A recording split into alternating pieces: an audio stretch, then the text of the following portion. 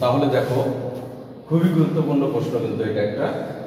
54 kilometre per hour বেগে গতিশীল একজন গাড়ি চালক 46 মিটার দূরে থাকা একজন পথচারীকে দেখে হঠাৎ ব্রেক কষল। এতে গাড়িটি পথচারীর 1 মিটার সামনে এসে থেমে গেল। এর ফলে পথচারীর দুর্ঘটনা থেকে রেহাই পেল। মানে সামনে হঠাৎ এক পথচারীকে দেখে ওই মানে হঠাৎ গাড়িতে ব্রেক করা হয়েছিল, মানে গাড়িটা পথচারী ঠিক 1 মিটার সামনে থেমে গেছে, যার ফলে পথচারীর দুর্ঘটনা থেকে রেহাই পেল। তাহলে যেহেতু যেহেতু ব্রেক করা হয়েছিল, তাহলে ব্রেকটা কি কমে যায় নাই? আর ব্রেক যদি কমে যায়, হ্রাস পায়, এটা কি বলে? মন্দন না? তাহলে মন্দন বের করতে বলছে। যেহেতু ব্রেক করার পরে আদি বেগ অপেক্ষা শেষ বেগ কম ছিল, তাই এখানে কি হয়েছে? মন্দন হয়েছে। এই মন্দনটাই বের করতে হবে। প্রথম প্রশ্নে বলছে গাড়ির মন্দন কত ছিল। দ্বিতীয় প্রশ্ন হলো গাড়িটি যদি 55 কিলোমিটার পার আওয়ার বেগে গতিশীল থাকতো, তাহলে কি পথচারী দুর্ঘটনা থেকে রেহাই পেত? তা আমরা পর্যায়ক্রমে এটা সমাধান করি। আগে আমরা গাড়ির মন্দনটা নির্ণয় করি। বুঝতে পারছো? আচ্ছা,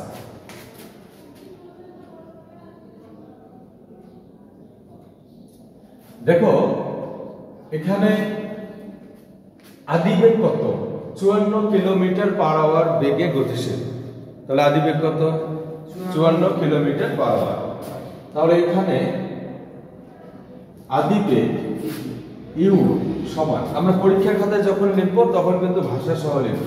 আদিবেগ কমা ইউ সমান সাইডে লিখবে। এটা কোনো নির্দিষ্ট নিয়ম নেই যে সাইডে লিখতে হবে না শুরুতে লিখতে হবে। তো সাইডে লিখলে সুবিধা হয় কি, সাইডের চলকগুলো দেখে এখানে সূত্রটাকে ব্যবহার করা সুবিধা হয়। মনে করো আমরা একটা পৃষ্ঠার মধ্যে অঙ্ক করলাম, এখানে প্রথমে এগুলো লিখলাম, পরের পৃষ্ঠায় আমরা জানি দিয়ে ওগুলো লিখতেছি। বারবার মানগুলো বের করে দেখা, মান বসা ঝামেলা না। এজন্য যখন সাইডে থাকবে তখন আমরা ওখানে কিন্তু খুব ইজিলি মানগুলো বসাইতে পারতেছি, আমাদের সমাধান করা সুবিধা হবে। বুঝছো কি? পরীক্ষার খাতা যখন লিখবো তখন লিখবো এখানে আদিবেগ কমা ইউ সমান এত, মানে ভাষা সহ লিখতে হবে, শুধু চলক লেখা যাবে না। বুঝতে পারছো? তাহলে কত? 54 kilometre per hour. 54 kilometre per hour মানে কি? প্রতি 1 ঘন্টায় 54 কিলোমিটার চাই। আমরা যদি বেগের একক হচ্ছে মিটার পার সেকেন্ড, তাহলে আমরা কিলোমিটার পার আওয়ারটাকে কি করব? মিটার পার সেকেন্ড বানাই দেব। তা আমরা জানি 54 কিলোমিটার সমান কি 54,000 মিটার নাকি? হ্যাঁ। পার আওয়ার, ঘন্টার এখানে ইনভার্স আছে, ঘন্টাটা নিচে আসবে। কেন জানো? x ইনভার্স 1, আমরা গণিতে করছি x ইনভার্স 1 সমান কি 1/x। তাহলে যার উপরে সে নিচে আসে, তাহলে h ইনভার্স 1 মানে h নিচে থাকবে, ঘন্টা দিয়ে ভাগ দিতে হবে। তো আমরা যেহেতু জানি মিটার পার সেকেন্ড, বেগের একক মিটার পার সেকেন্ড, তাহলে আওয়ারটা কি করতে হবে? সেকেন্ডে পরিণত করতে হবে। আমরা জানি 3600 সেকেন্ড সমান 1 ঘন্টা। এজন্য 3600 দিয়ে কি করতে হবে? ভাগ দিতে হবে 3600।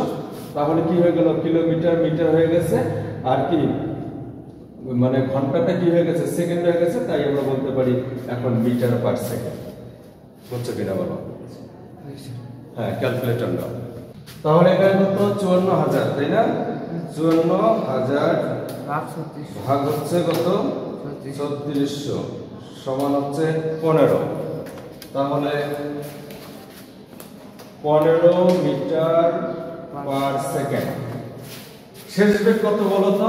মনে রাখবে খুব ভালোভাবে, কোন বস্তু যখন স্থির অবস্থান থেকে যাত্রা শুরু করে তাহলে আদিবেগ 0, আর যদি কোনো বস্তু হঠাৎ থেমে যায় তাহলে শেষ বেগ 0।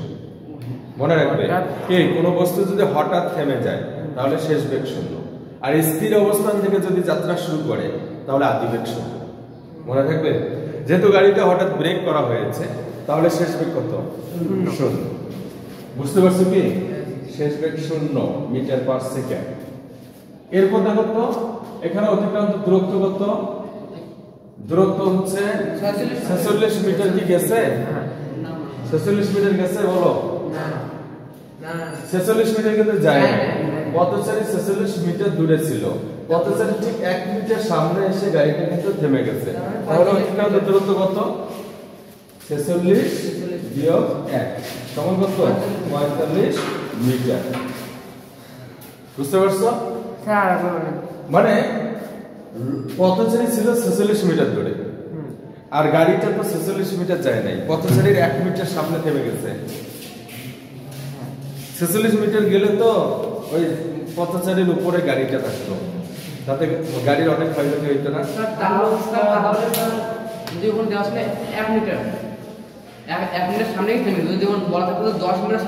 তখন 46 থেকে 10 বিয়োগ করতে হবে। বোঝা গেছে? এরপর আমাদের কি বের করতে বলছে? মন্দন কত। আমরা জানি মন্দনকেও এ দ্বারা প্রকাশ করা হয়, এই ইকুয়াল পয়েন্ট।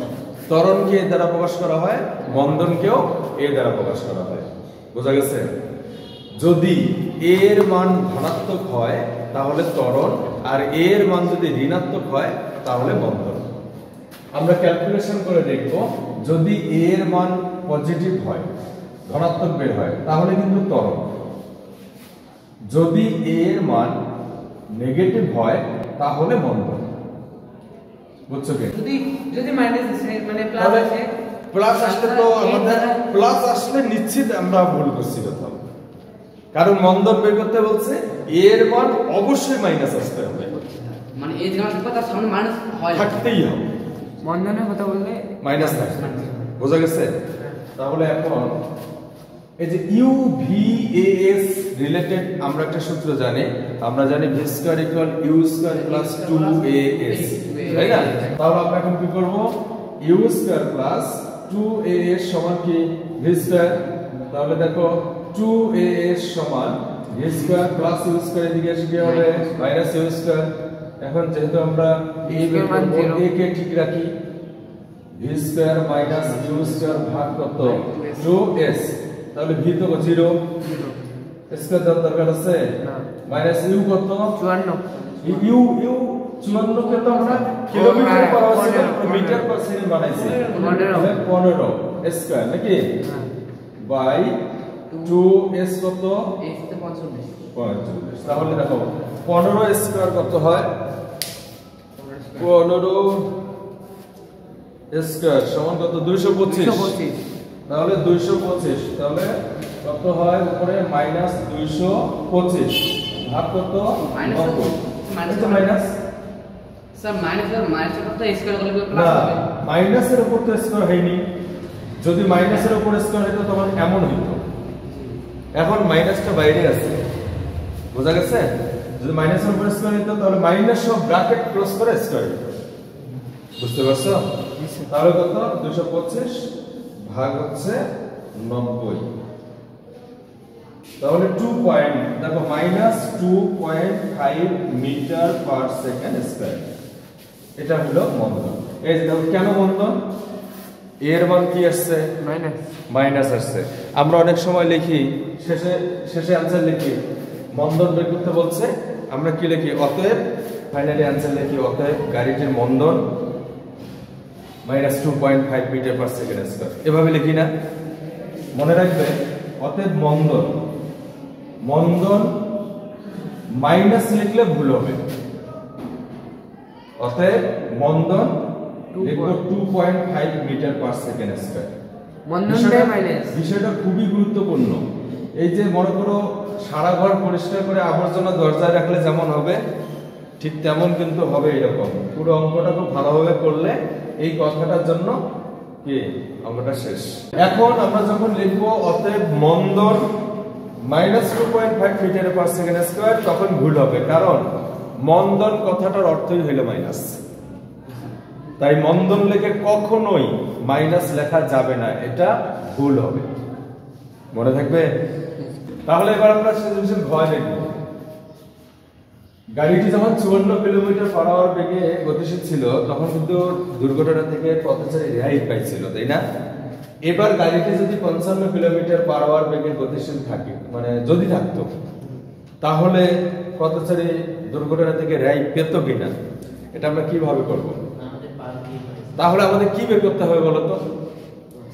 সবই সবাই ঠিকই কি আছে না শুধু আমাদের 54 থেকে 55 করে দিলে হ্যাঁ 55 কিলোমিটার পার আওয়ার বের করব আর দূরত্ব কি বের করব মানে 54 কিলোমিটার পার আওয়ার জায়গায় 55 কিলোমিটার পার আওয়ার বেগ ধরবো আদি বেগ তখন আমরা কি করব এবার আমরা কি করব দূরত্ব বের করব দূরত্ব বের করে দেখব যে গাড়িটা যদি 46 মিটার যায় বা 46 মিটারের বেশি যায় তাহলে পথচারীর গায়ের উপর দিয়ে কি গাড়িটা যাবে ফলে গাড়ির অনেক ক্ষয়ক্ষতি হওয়ার সম্ভাবনা আছে তাহলে বাকি তথ্যগুলো দেখো ইউ সমান কত 55 কিলোমিটার পার আওয়ার তাহলে 55,000 নাকি ভাগ কত 3600 তাহলে মিটার পার সেকেন্ড তাহলে 55,000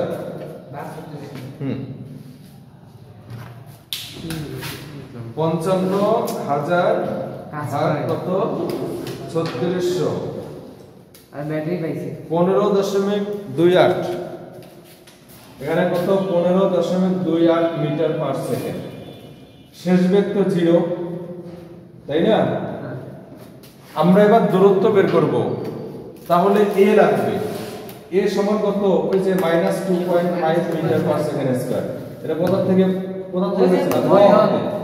গ হতে সাইন লিখে দেব গ হতে প্রাপ্ত দূরত্ব বের করব a ইকুয়াল হোয়াট দেখো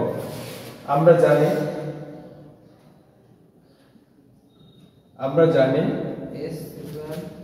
v square equal u square plus 2as তাহলে দেখো u স্কয়ার প্লাস 2as সমান কি v স্কয়ার তাহলে এটা ব্যবহার করলাম কেন ওই যে uvas আছে তাহলে 2as সমান কি v square minus u square তাহলে দেখো a সমান হলো v square minus u square ভাগ 2a এর মান কত 0 স্কয়ার মাইনাস u কত u হলো 15.28 নাকি স্কয়ার ভাগ কত 2 a কত -2.5 তাহলে দেখো এখানে কি হচ্ছে তাহলে দেখো 15.28